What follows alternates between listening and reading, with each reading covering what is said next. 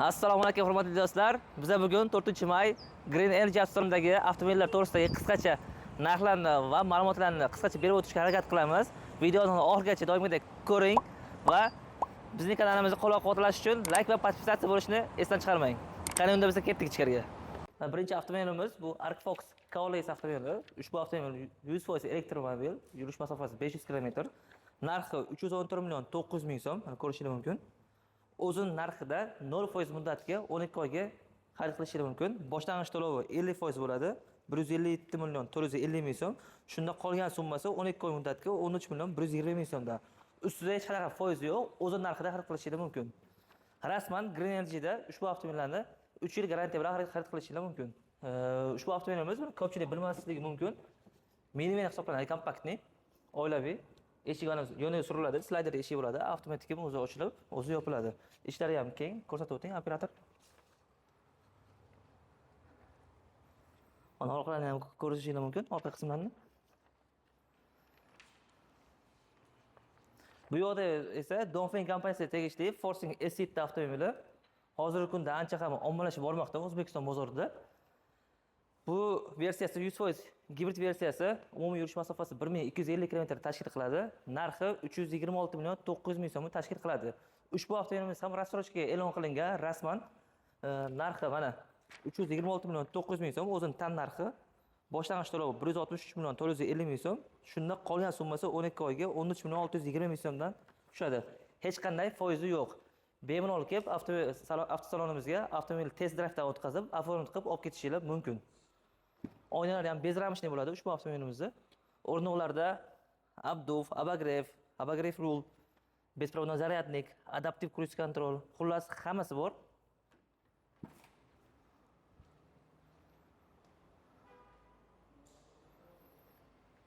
Orqa ko'rinishlari ham Porsche Panamera dizaynidan olingan. Liftback bo'ladi. Yuk xona sig'imi 480 litr tashkil qiladi. Agarda mana bu o'rnog'ini tekis qilib yotqizib qo'yganda 1100 litrga tashkil qiladi. Bu yerda esa Voya Free restoring varianti. 318 dan buni asosiy farqlari mana bu oldi dizaynida o'zgarish bo'lgan. O'zi ko'pchilik bilib qoldi. Yonib turadi, xuddi Звездный neba singari. Tomiga lidar o'rnagan avtopilot tizimi Huawei kompaniyasining ADS tizimida ishlovchi 4-avlod avtopilot tizimi.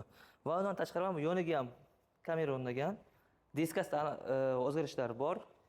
Eshiklarda avtodavodchik bor, tortib oladi.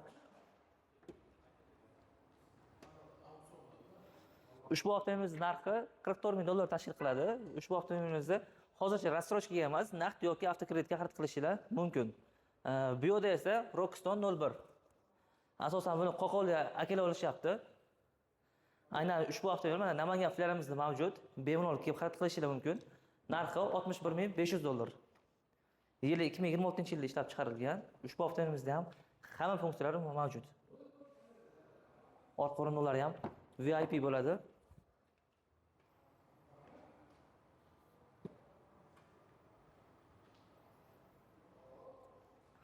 Orqa qismida ham o'zini zavodskoy baloni bilan jihozlangan. Ishlarni ko'rishingiz mumkin.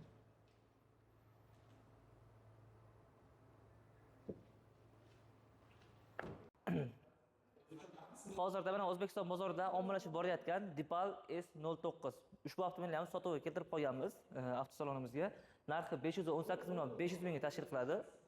Bu 3-pozitsiya hisoblanadi, ya'ni orqa balonini tortadi buni. Prividi orqa balon bo'ladi, orqa privid. Eshiklarda bunda ham avtomatik chiquvchi elektronik poroglar bor. Salon o'sha lisang bilan bir xil. Idashi sifati bunda koja 100% napa kojadan iborat. Lida ma'lumot uchun faqat mana bu asosan o'rta qismi napa bo'ladi. Bunda to'laqonli napa koja hisoblanadi. Undan tashqari mana bu ikkita o'rindiqda ham нулевая gravitatsiyasi bor, atamankalari chiqadi. Mana hozir ko'rsatib o'taman. Turavering shu yerda, men bu yoqda hozir olib ko'rsataman.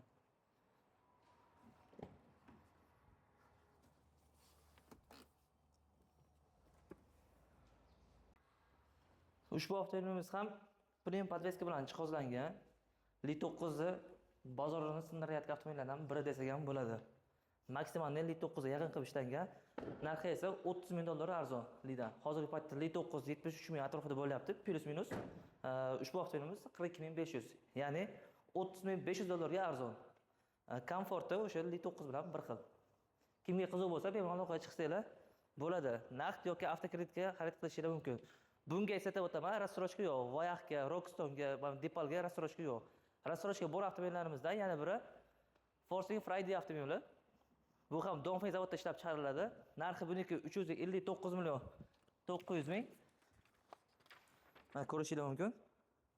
Boshlang'ich to'lovi 50% bo'ladi. 179 million 950 ming so'm. Oliy to'lovi 14 million 995 ming so'mdan tushadi. Hech qanday foiz yo'q, 0% da. Bu avtomobilimiz 100% elektromobil, 520 km yurish masofasi. O'rindiqlarda massaj, abduf, abagrev rul, беспроводной zaryadnik, cruise control, lyuki buniki ochiladi, yaxshi tarafi. Hadoyi juda ham yumshoq mashinalardan biri. Va bu yoqda yana boshqa modelimiz bor. Aynan shu Friday avtomobilida gibrid versiyasi bor. Ko'rsatib o'taman uni ham. Avtomobillarimiz bizda yaxshi tarafi kuting degan gap so'zlar bo'lmaydi. Nalichida hammasi. Kelasiz, bir kun o'zida rasmiylashtirib olib ketasiz. Mana bu avtomobilimiz Friday'ning bu gibrid versiyasi. Umumiy yurish masofasi 1150 km tashkil qiladi. 100% elektr quvvatda o'zida 245 km masofa bosib o'tadi.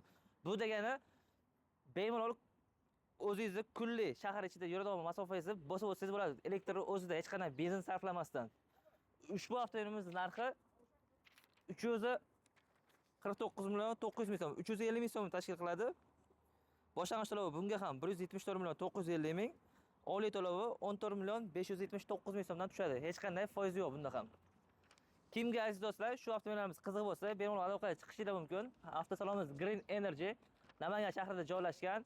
Monjal Toshkent Petakdan 6-betonga qarab yuraverishda chap qo'lda keladi. Monjal avtobus parki yonida.